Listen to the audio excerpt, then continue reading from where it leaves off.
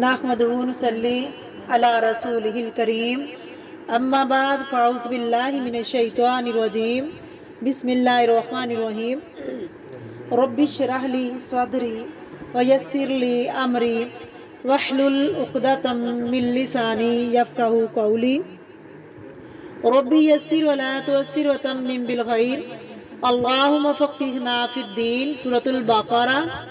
آیت نمبر 261، لفظی ترجمہ، روٹ ورڈ اور تفسیر۔ مثال الذین، ان لوگوں کی، ینفقون جو خرچ کرتے ہیں، انفقا ینفقو انفاق، اموالہم اپنے مال کی جمع ہے اموال، فی سبیل اللہ اللہ کے راستے میں، کمثلی مانند مثال یا مثال کی طرح، حبتن ایک دانے کے، بابا روٹ ہے اس کا، حب کا ورڈ بھی اسی سے ہے، امبتت اس نے اگائی، امبتا ینبتو انبات یعنی اس دانے نے اگائی، 7 سنابلہ بالیاں، سنبلتن کی جمع ہے فکر ایک میں، سنبلتی بالی کے خوشے کے، میاتو 100، حبتن دانے، سیڈز، واللہ اور اللہ تعالی، یضاعف بڑھاتا ہے، زواد عین فا ملٹیپلائی کرتا ہے، لمن واسطے جس کے، یشاء وہ چاہتا ہے، شاء یشاء شیئن سے ہے، واللہ اور اللہ تعالیٰ، واسع وسعت والا ہے، فاعل کے وزن پر ہے، علیم علم والا ہے، فاعل کے وزن پر۔ بسم اللہ الرحمن الرحیم۔ تفسیر۔ سورۃ البقرہ کی آیت نمبر 245 میں انفاق کا حکم ہم نے پڑھا کہ اے لوگو جو ایمان لائے ہو، خرچ کرو۔ یہاں پر خرچ کرنے کا فائدہ بتایا جا رہا ہے، اور یہ بھی کہا کہ خرچ کرو تو کہاں کرو۔ مثل الذین، مثال ان لوگوں کی، ینفقون جو خرچ کرتے ہیں، اموالہم مال اپنے، یعنی وہ لوگ جو اپنے مال خرچ کرتے ہیں اللہ کے حکم پر عمل کرتے ہوئے، اپنا مال آگے دیتے ہیں۔ انفاق کا لفظی معنی ہے سوراخ کرنا، یعنی اپنے مال میں سے نکالتے ہیں، اور یہاں خاص طور پر اموالہم کا ورڈ آیا ہے، یہاں پر لفظ مال آیا ہے، پھر ہم اموال مال کی جمع ہے، مال کا ورڈ عربی میں صرف روپے پیسے کے لیے استعمال نہیں ہوتا، مال جو ہے منی، روپے پیسے، لیکن اس کے ساتھ ساتھ انسان کی ملکیت میں جتنی اور چیزیں ہوتی ہیں وہ بھی اس کا مال ہی شمار ہوتی ہیں، مثلاً گھر، گاڑی، کھانا، کپڑا، مویشی، کھیت، باغ، سب مال ہیں، جو چیزیں انسان کی ملکیت میں ہیں ارن کرتے ہیں، جو ان کا اپنا حق ہے، جس کے وہ مالک اور مختار ہیں، اس میں سے خرچ کرتے ہیں، کیونکہ انسان کو اپنے مال سے زیادہ محبت ہوتی ہے۔ اردو میں محاورہ ہے نا، مال مفت دل بے رحم۔ جو مفت کا مال ہوتا ہے، اپنا نہیں، انسان اس کے بارے میں ہمدردی نہیں رکھتا، ضائع کر دیتا ہے، یا اس کی کیئر نہیں کرتا، یا اس کو مس یوز کرتا ہے، لیکن اپنے مال سے پیار زیادہ ہوتا ہے، اور اجر بھی اسی کا ہوتا ہے۔ جہاں اپنا مال ہو، ان کی مثال جو اپنے مال خرچ کرتے ہیں، فی سبیل اللہ اللہ کے راستے میں، سبیل کا ورڈ راستے کے لیے آتا ہے، زندگی گزارنے کا وہ راستہ جو اللہ تعالیٰ نے ہمارے لیے طے کیا، مقرر کیا، یعنی دین اسلام، وہ راستہ یا شریعت جس کو اللہ رب العزت نے ہمارے لیے مقرر کیا ہے، ڈیفائن کہا ہے۔ اسی طرح راستہ دو جگہوں کو باہم ملانے کے لیے بھی آتا ہے، دو چیزوں کو ملاتا ہے، اس سے مراد وہ راستہ جو بندے کو اللہ سے ملاتا ہے، اللہ کی طرف جانے کا راستہ، اللہ کی محبت حاصل کرنے کا راستہ۔ بعض دفعہ اس کو سبیل المؤمنین بھی کہا گیا ہے، مومنوں کا راستہ۔ مومنوں کی طرف اس کو نسبت اس لیے دی گئی کیونکہ مومن ہی اس راستے پر چلتے ہیں، باقی لوگ اس راستوں پہ نہیں چلتے۔ تو اللہ کے راستے پر وہی چلے گا جس کو اللہ سے محبت ہوگی، جو اللہ کی طرف جانا چاہے گا۔ فی سبیل اللہ سے مراد اللہ کی اطاعت کے کاموں میں خرچ کرتے ہیں، اللہ کو راضی کرنے کے لیے خرچ کرتے ہیں، یعنی راہ خیر میں، جہاد فی سبیل اللہ میں، اسلام اور مسلمانوں کی فلاح بہبود میں کماسلی ان کی مثال، یعنی ان کے خرچ کرنے کی مثال،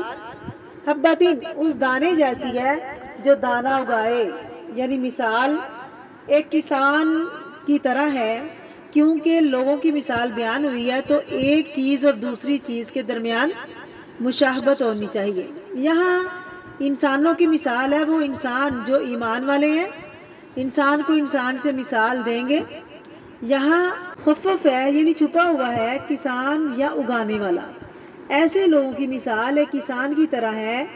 جو ایک دانہ اگاتا ہے، یعنی جیسے گندم کا دانہ، باجرے کا دانہ، انبتت اس نے اگائی، یعنی اس دانے سے نکلی، سبا 7 سنابلہ بالیاں، بالی کا ورڈ بال سے ہے، بال سر کا وہ اگتا ہے، ایسے اگتا ہے جیسے زمین سے بالی اگتی ہے، دونوں میں مماثلت ہے۔ ایک دانے سے 7 ٹہنیاں نکلی، اس کو ٹہنی نہیں کہتے، وہ درخت کی ہوتی ہے۔ سمجھانے کے لیے بتا رہی ہوں، گندم کا پودا تنے پر نہیں اگتا، تنا جو ہے سٹیم کہتے ہیں،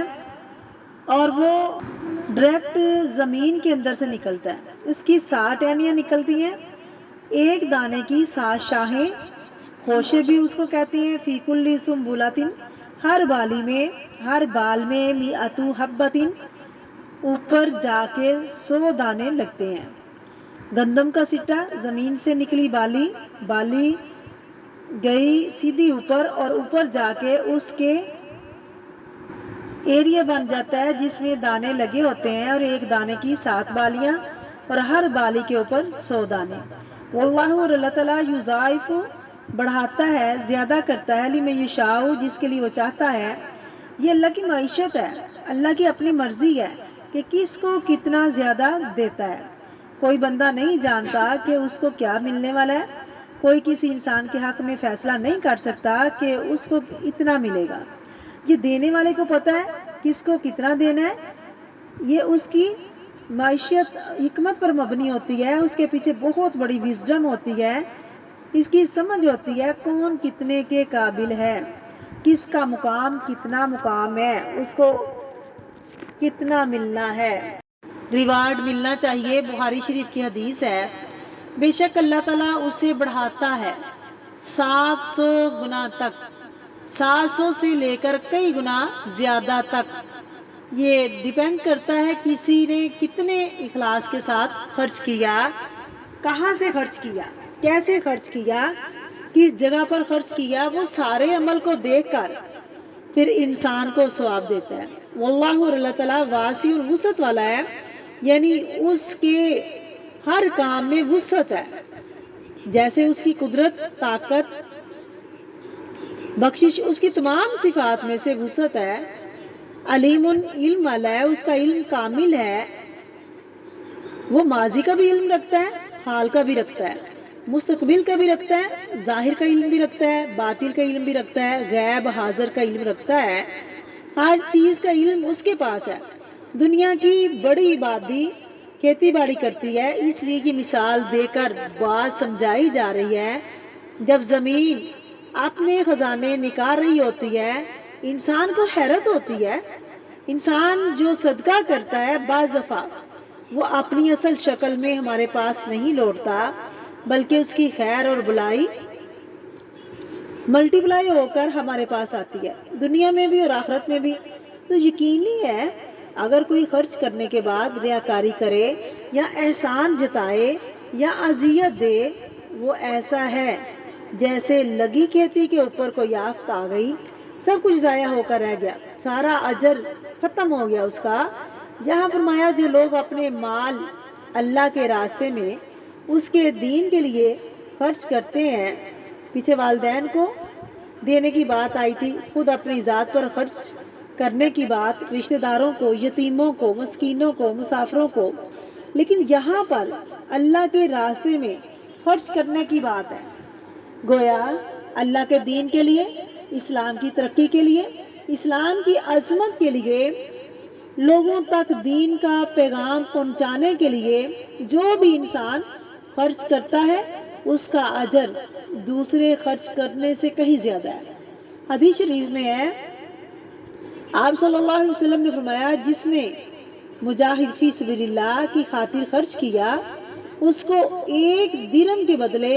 700 درہم کا ثواب ملے گا، اور جو خود جہاد میں گیا اور مال بھی خرچ کیا اس کو 1 درہم کے بدلے 7 لاکھ درہم کا ثواب ملے گا۔ اللہ کی راہ میں تھوڑے کا بھی ثواب بہت ہے۔ مثلاً آپ دین کے راستے میں خرچ کرتے ہیں، اس سے جتنے بھی ذہن یعنی روشن ہوں گے،